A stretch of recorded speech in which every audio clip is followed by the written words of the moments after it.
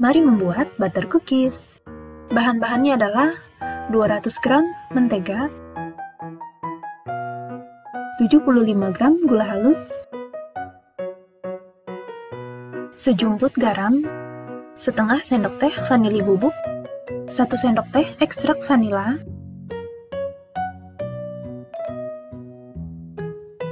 selanjutnya kita mixer selama 2 menit.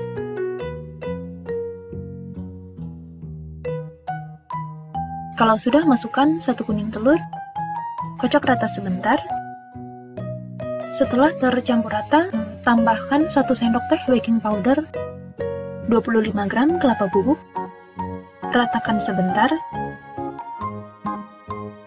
Selanjutnya tambahkan 20 gram tepung maizena dan 150 gram tepung terigu protein rendah. Kemudian mixerlah sampai semuanya tercampur rata.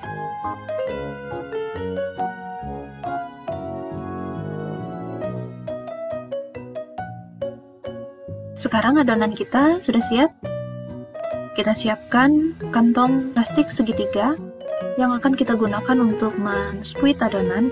Masukkan adonan secukupnya.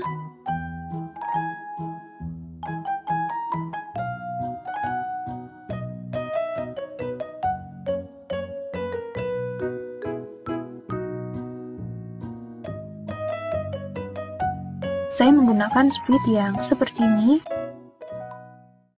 Kita potong sedikit plastik segitiga yang berisi adonan tadi.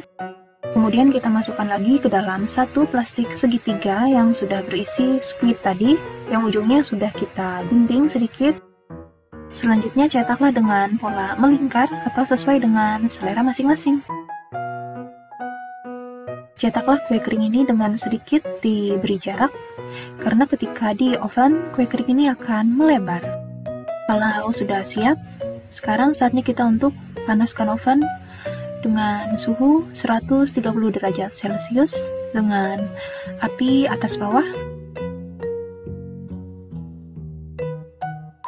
Kalau sudah panas, pangganglah kue kering ini selama 20 menit atau sesuai dengan oven masing-masing.